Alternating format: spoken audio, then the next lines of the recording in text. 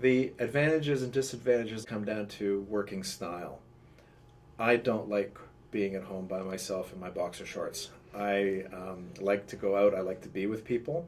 But if you're the type of person who doesn't mind working at home alone in front of a computer screen, then it's fine. My name is Tom Poldre, and I've had two freelance experiences.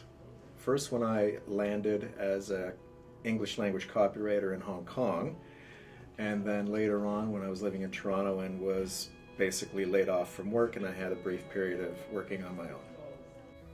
So when it comes to how many hours I work per week as a freelancer, some weeks are very good, anywhere from 25 to 40 hours per week. But then there are other times where there's just no work and I'm struggling to get the contracts, find new projects. But in the end, I would like to think that everything does balance out. But even so, at the times when it's slow, it really hits you hard. Originally, it was just survival. Showing up at a new marketplace, Hong Kong, had to make ends meet. Basically, just started calling people, knocking on doors, introducing myself, and making it happen. And that then provided a foothold into other opportunities.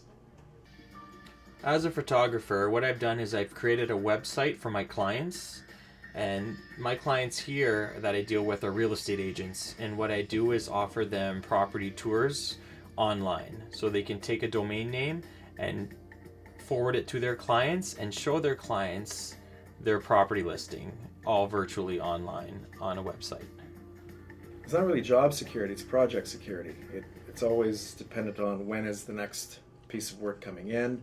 You want to make sure that you never say no, because there's always a danger that the client might go to another freelancer or might do it in-house. So you always want to be eager, willing, and available to do the work. The other thing you need to learn to do is to learn to say no. Because one of the first things that happens to freelancers is they just say yes and agree to everything because they think their job depends on it. But the fact of the matter is your clients will actually respect you more if you tell them, no, I can't do that, if that's the case. Rather than say yes and then possibly not get the project done, right? So learning to say no is a huge deal. And also being confident enough to value your own work, right? Because that's the other thing. Some people will like really devalue their own work and charge way too little. And that's kind of what I did at the beginning. When once you're good enough, you're confident, you won't feel bad charging a certain amount for your work. And really, that's what you have to do if you want to make a living with it. Yeah. So I've been getting in touch with a couple of employers this week, and hopefully they will, they'll look at my resume and give me a call if they need some work done. Hopefully, I'll be able to land a contract here or there. My name is Thomas Borzecki, and in terms of experience with freelancing, I have a variety of experience, beginning with basically just doing websites for a few people that I know, and also just clients that came around and found me, basically. So it all really started with one website that my aunt has a small boutique in Chicago, and she wanted me to build a website for her. So I basically started, and about a third of the way in, I realized I didn't quite know enough to do it. So that's really what started the whole process of getting me into web and learning how to freelance and all that. Most of the resources for how I learned all these things are, a lot of it was online that I taught myself because there's just a ton of information online. But also coming to school helped a great deal. Like I came for a year program called the Rich Media Program at Humber College, and basically in that year we covered a wide variety of topics that were very useful to freelancing from professionals. So that helped a lot.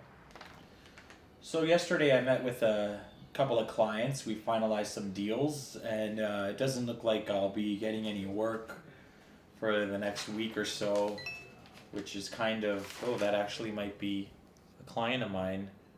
No, and there it is. I'm not even gonna have any work next week, so I really don't know what I'm gonna do. But that's kind of what happens when you freelance. You don't always stay busy when you like to.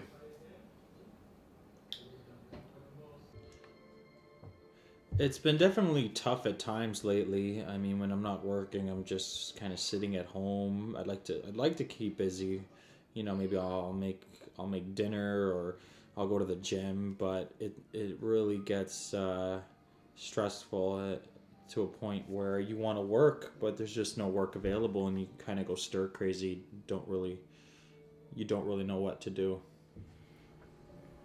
The worry that every freelancer has is whether the work will dry up.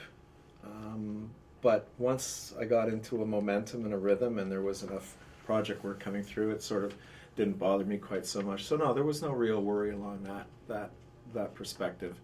The biggest worry I had was more like, how long can I keep this up before I either get serious and declare myself self-employed and hang up my shingle, or do I continue to freelance and look for full-time opportunities on the side, which is what I was doing as well. The biggest advantage is also the biggest disadvantage, which is you're in charge of your own time, right? So if you plan your time really well, you can have kind of like a fairly leisurely work schedule. You can work when you feel most comfortable, that sort of thing. But on the other hand, because you're so flexible, it's often very difficult to be motivated. And you'll find sometimes, you're wasting time watching TV instead of like working, which is what you should be doing, right?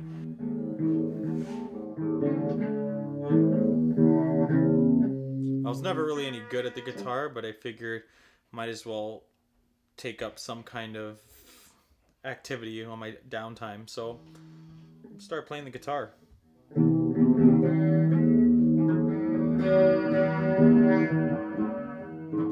The biggest advantage is that you feel like you're in control of the work. You feel like the money that you're making goes directly to you.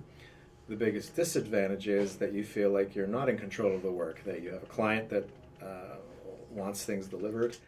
You're your own boss. So yeah, with freelancing, one of the big things is the job security, and it did feel like I had almost none at the beginning, because any one of your clients could easily just sort of walk away and say, you know what, I don't want this project after all. That's why being smart about it, getting a legal documentation like a contract and taking deposits down like 50% for any project is a really good way to secure any project. And once I started doing that, it started to feel a lot better, because at least if your client walks away, at least you got paid for half of it, right? So there was a period during the recession where things kind of slowed down a little, but for like freelancing in the web industry, at least, I think it's on the rise right now. There's a lot of small businesses that know they need websites, and basically it's just a matter of finding them and also convincing them that, sometimes you do have to spend a little bit of money to get a proper website done and that sort of thing. So I just received an email from an employer that I sent my resume and cover letter to, and they responded by saying they were impressed with my credentials and body of work, and that they've scheduled an interview for me for next week. So I will just send out a reply saying thank you and look forward to seeing you then. Often people would be very happy going on their own and having a certain level of work that they're happy with, or they might go in and seek to grow the business, in which case you can hire more people or form interesting partnerships. Sometimes, like with me, it might just be out of necessity in terms of trying to get some money coming in. So it really depends on the type of person you are and what stage of life you're at. Attitude is very important in terms of being very service oriented. If you're freelance, you've got to be able to return the call quickly, you've got to be able to respond quickly, because that's what clients expect. So that's a pretty key expectation, and to be honest, that's not for everybody. So you've got to really, I think it's a question of your own personality and what type of work environment you see yourself being in. Like I said, I couldn't see myself doing it for too long, because I don't like to be lonely. I'd rather be out with people. Other people are fine with that. So it really is a question of who you are and what you want to be when you grow up.